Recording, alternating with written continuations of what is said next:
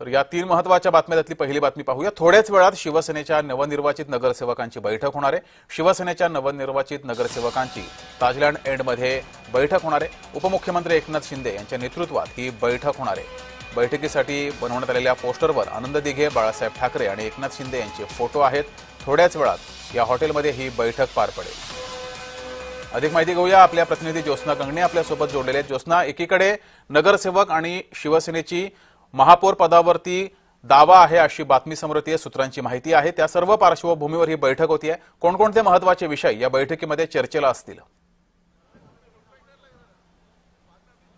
अगदी बरोबर आहे। आपण बघतोय की सेलिब्रेशन जे आहे निकालानंतर सगळ्याच म्हणजे जवळपास महायुतीच्या पक्षांनी मोठ्या प्रमाणात केलं। मात्र आता जे आहे ते महापौर पद नेमकं कोणाकडे जाणार याच्यावरती आता मोठं राजकीय चर्चेला उदाहरण आलेलं आहे। आणि भाजप असू दे किंवा महायुतीमध्ये असलेली शिंदेची शिवसेना असू दे, दोन्ही जे पक्ष आहेत ते सक्रिय झालेले आहेत आणि महापौर आमचाच व्हावा अशी आग्रही मागणी जी आहे ती सातत्याने संपूर्ण शिवसेनेचे म्हणजे शिंदेच्या शिवसेनेचे जे कार्यकर्ते आहेत, पदाधिकारी आहेत, त्यांचे आमदार, खासदार, निवडून आलेले नगरसेवक, माजी नगरसेवक या सर्वांनीच एकनाथ शिंदे यांच्याकडे महापौर जो आहे तो आपलाच झाला पाहिजे अशा प्रकारची एक आग्रही मागणी केलेली आहे।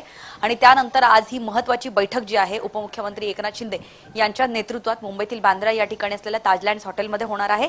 यासाठी निवडून आलेले 29 नवनिर्वाचित नगरसेवक आहे, या सर्व नगरसेवकांना बोलवण्यात आलेलं आहे। काल सुद्धा हे नवनिर्वाचित नगरसेवक जे आहेत ते या बांद्राच हॉटेलमध्ये होते आणि आज पुन्हा एकदा यांची उपमुख्यमंत्री यांच्यासोबत पहिली बैठक जी आहे ती होणार आहे। ही बैठक जी आहे ती साधारण 7:30 ला सुरू होणार अशी माहिती मिळाली होती। मात्र नंदनवनमध्ये सुद्धा उपमुख्यमंत्री एकनाथ शिंदे यांची एक महत्त्वपूर्ण बैठक आहे आणि त्या बैठकीनंतर उपमुख्यमंत्री एकनाथ शिंदे या बांद्रा ताजलँडला पोहोचतील आणि 29 नवनिर्वाचित जे त्यांचे नगरसेवक मुंबईतून निवडून आलेले आहेत त्यांचं म्हणणं ऐकून घेतील आणि त्यांना मार्गदर्शन करतील।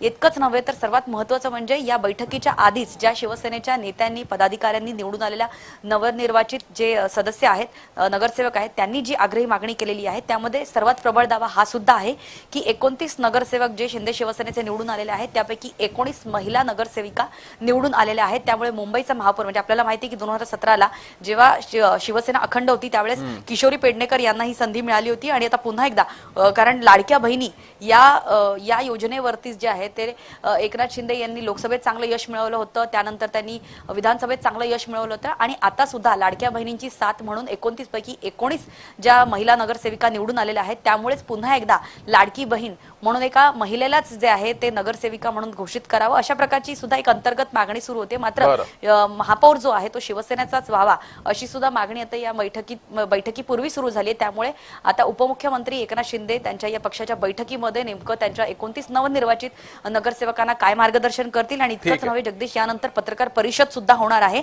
आणि सर्वात महत्त्वाचं म्हणजे ऑपरेशन टायगर जे शिंदे शिवसेनेचं सुरू झालेलं आहे त्यामध्ये सुद्धा आता शिंदेच्या शिवसेनेमध्ये आणखीन कोण पाठिंबा द्यायला येतील याकडे सुद्धा सर्वांचं लक्ष असेल। जगदीश, ठीक आहे ज्योत्स्ना, तुम्ही या बैठकीवर लक्ष ठेवून राहा। तुर्तास धन्यवाद दिलेल्या माहितीबद्दल।